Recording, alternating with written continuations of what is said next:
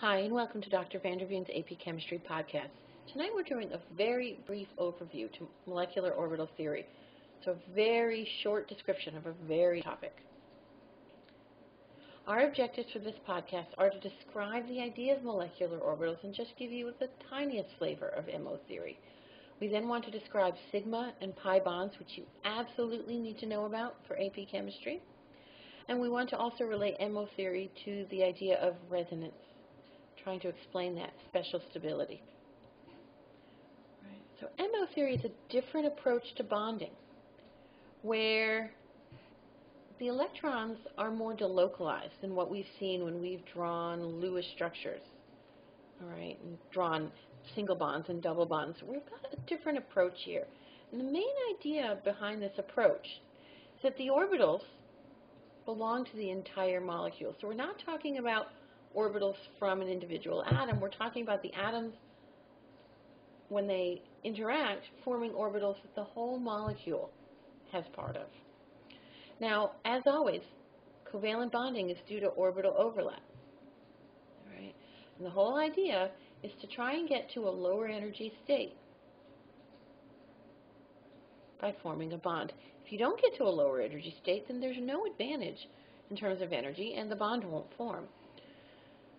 Another basic idea, which really comes out of quantum mechanics, is that if you have two atomic orbitals overlapping, you need to get two molecular orbitals out. Right? So two atomic orbitals will give us two molecular orbitals. One of these molecular orbitals will be higher in energy, and one of these will be lower in energy. So we're going to talk about the molecular orbitals that form when two 1s orbitals from hydrogen atoms overlap, and they have a particular energy. Again, if we started with two atomic orbitals, we have to get two molecular orbitals, okay? And that's what we're seeing here. Now, one of them is lower in energy, and the other one is clearly higher in energy. If you look at the lower energy orbital, you can see that there's lots of density between the nuclei. All right, which means the electrons are shared between these two nuclei, which promotes bonding. And so because of that, this lower energy orbital is often called the bonding orbital.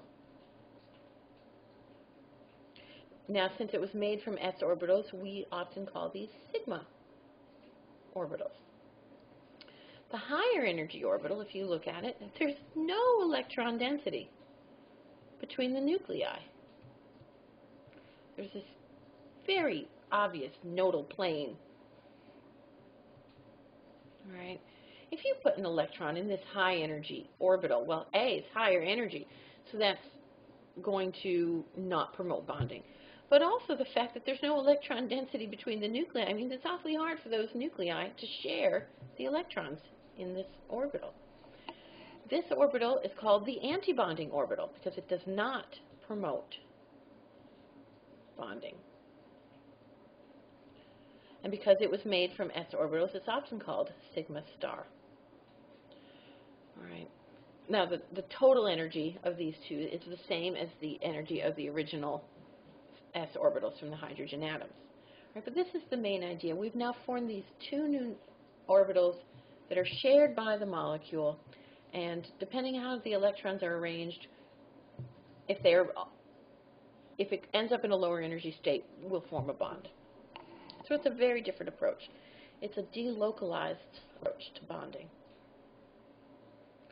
Now, when we talk about a sigma bond, what you need to know for AP Chem, and this is really, really critical, when we talk about a sigma bond, we mean end-to-end overlap between the orbitals, so that we end up with electron density along the bond axis.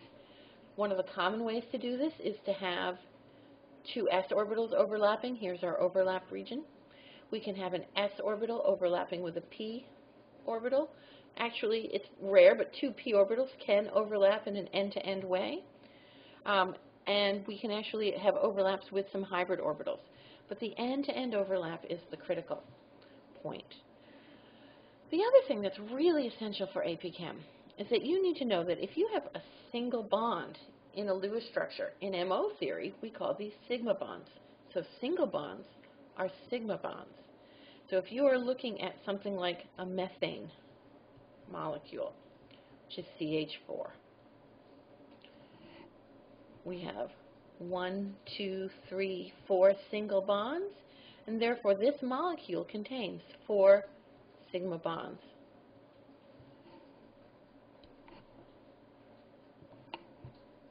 Now the other type of bonding you need to know about, and this is also very, very important in AP Chem, is called pi bonding.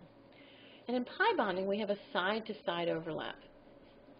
This is often done with p orbitals. You can see how they're coming up sideways and they have this nice region of overlap.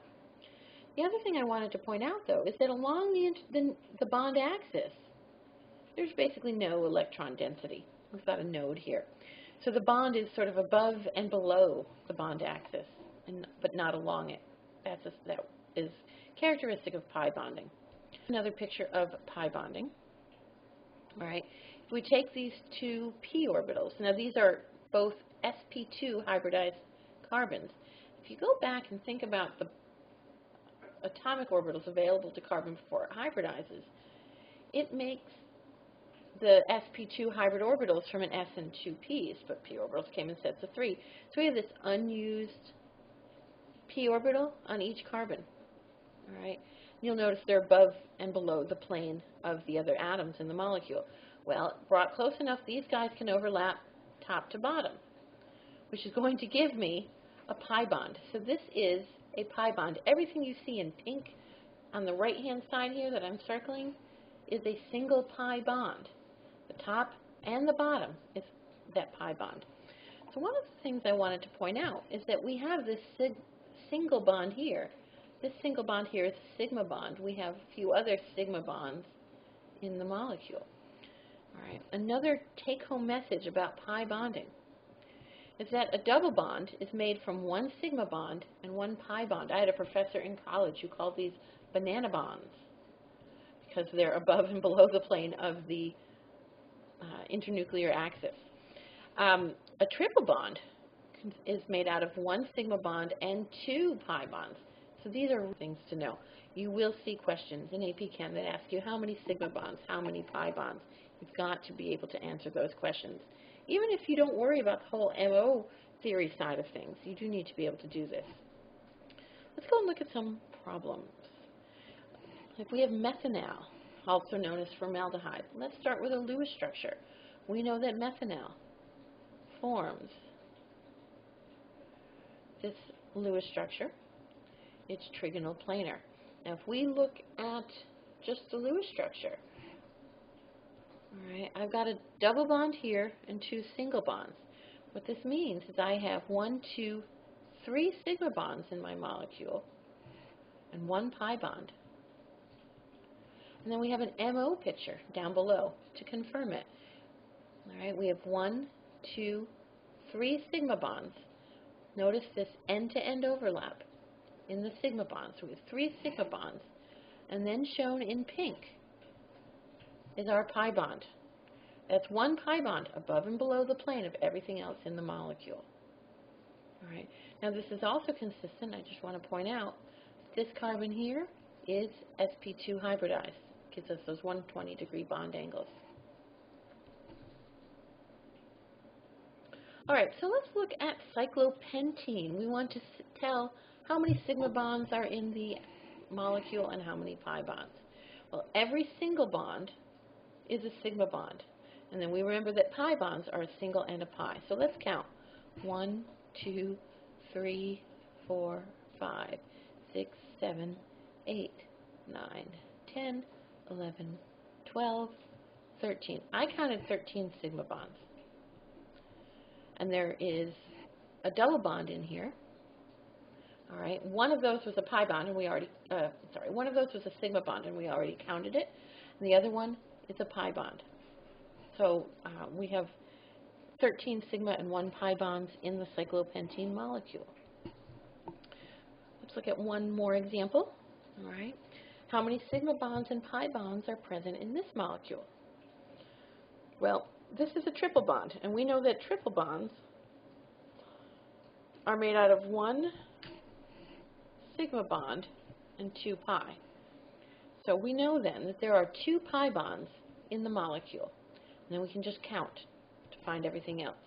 1, 2, 3, 4, 5, 6, 7, and then one of these is also a sigma bond. So there are 8 sigma bonds in the molecule.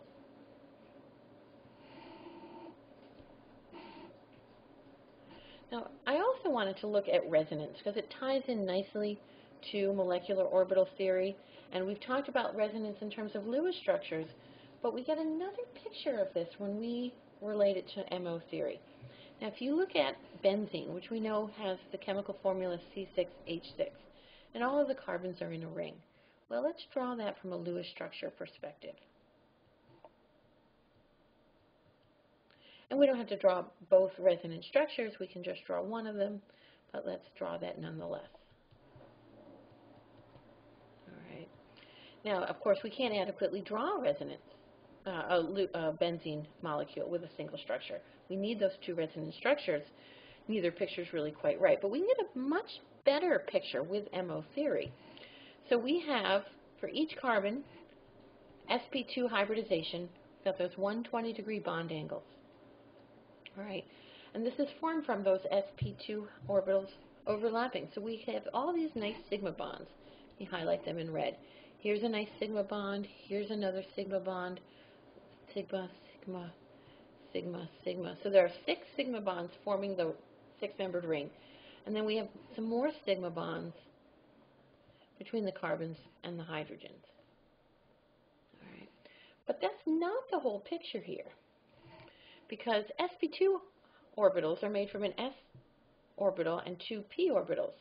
There's a 3rd p orbital on each carbon that we didn't use to make the hydrogen. So we have an unused s orbital. I'm sorry, I misspoke. We have an unused p orbital on each carbon, and that's what I'm trying to show here with this picture. Well, p orbitals that are next to each other can overlap. So we can start to get some great overlap between all of these unused p orbitals. All right. And so we get this delocalized pi bonding, which is just really cool.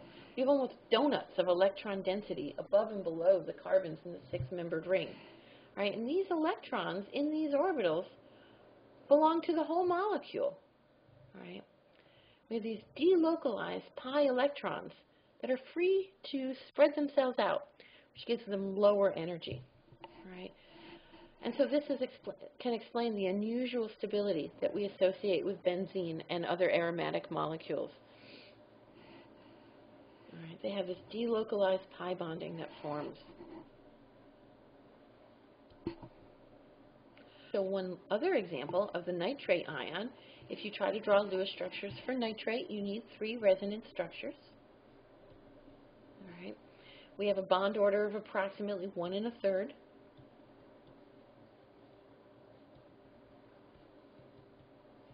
All right. We can't draw this adequately with Lewis structures, but when we look at molecular orbitals and delocalized pi bonding, we get a much picture of why the nitrate ion is very stable, all right, and why it forms. You have unused p orbitals on each nitrogen and the oxygen, and you can see how they spread around. We have all this delocalization of the electrons that are in these would have otherwise been in orbitals belonging to single atoms. Instead, they can spread around and go over the whole molecule. Right? So they're delocalized now. And that's really the beauty of the MO theory, is that it gives us a really good picture of what's going on in resonance. And it's just a different approach. And with these delocalized electrons, we can really explain some of these resonance effects in a more sophisticated way than we can do with Lewis structures.